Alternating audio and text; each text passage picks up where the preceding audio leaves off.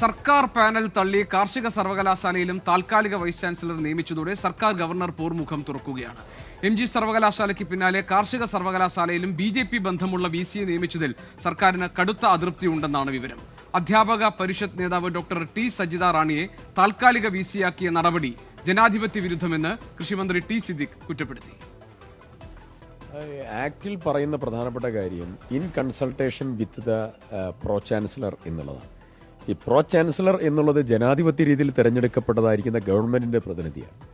അതുകൊണ്ട് തന്നെ in consultation എന്ന് പറയുന്ന വാക്കിന് നിയമപരമായും ജനാധിപത്യത്തിൻ്റെ ധാർമ്മികതയിലും വലിയ അർത്ഥമുണ്ട്. അതിൻ്റെ അടിസ്ഥാനത്തിലാണ് പ്രോ ചാൻസലർ എന്ന രീതിയിൽ ഹൈ അക്കാഡമിക് എക്സലൻസ് ഉള്ള പേര് ഞങ്ങൾ പ്ലേസ് ചെയ്തത്.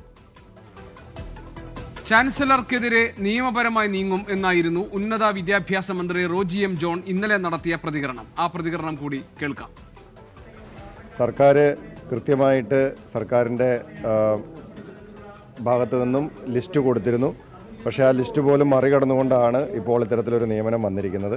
സംസ്ഥാനത്ത് സർവകലാശാലകൾ എന്ന് പറയുന്നത് അതിൻ്റെ അധികാരം അത് തിരഞ്ഞെടുക്കപ്പെട്ട സംസ്ഥാന ഗവൺമെൻറ്റിൽ നിക്ഷിപ്തമായിട്ടുള്ളതാണ്.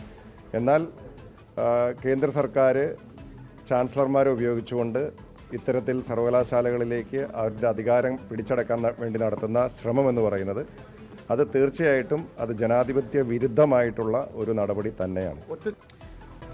ഷഫീദ് റാവുത്തർ ഞങ്ങളുടെ പ്രതിനിധിയുണ്ട് തിരുവനന്തപുരത്ത് നിന്ന് വിവരങ്ങൾ നൽകാൻ. ഷഫീദ്, കഴിഞ്ഞ സർക്കാരിന്റെ കാലത്ത് ഗവർണറുമായി ഉണ്ടായ പോർമുഖത്തിന്റെ ഒരു പുതിയ അധ്യായം തുറക്കുകയാണോ VC നിയമനവുമായി ബന്ധപ്പെട്ട് ഇപ്പോഴത്തെ പ്രശ്നങ്ങളിൽ? അതായത് പുതിയ സർക്കാർ UDF സർക്കാർ അധികാരത്തിൽ വന്ന ശേഷം ഗവർണറുമായി അനാവശ്യമായ പോര് വേണ്ട എന്ന ഉന്നത വിദ്യാഭ്യാസ മന്ത്രി തന്നെ മുൻപ് തുറന്നു പറഞ്ഞതാണ്. എന്നാൽ MG സർവകലാശാലയ്ക്ക് പിന്നാലെ കാർഷിക സർവകലാശാലയിലും BJP ബന്ധമുള്ള VC-യെ നിയമിച്ചതാണ് ഇപ്പോൾ ഈ പോർമുഖം തുറക്കാൻ കാരണം.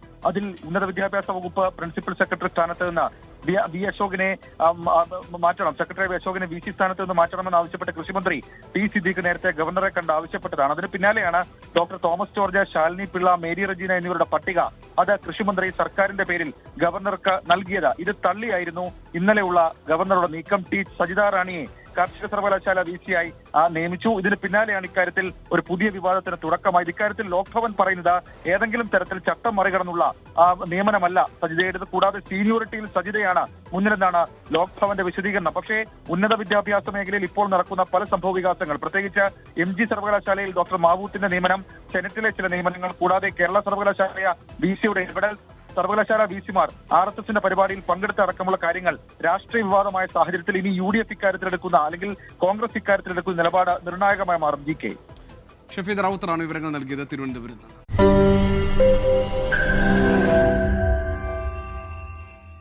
ലോകത്തെവിടെയായാലും ഏത് സമയത്തും 24 വാർത്തകളും ഓഗ്മെന്റഡ് റിയാലിറ്റി പാക്കേജുകളും എക്സ്പ്ലെയിനറുകളും വിശദമായി കാണാൻ ഞങ്ങളുടെ YouTube ചാനൽ നിങ്ങൾക്ക് സബ്സ്ക്രൈബ് ചെയ്യാം.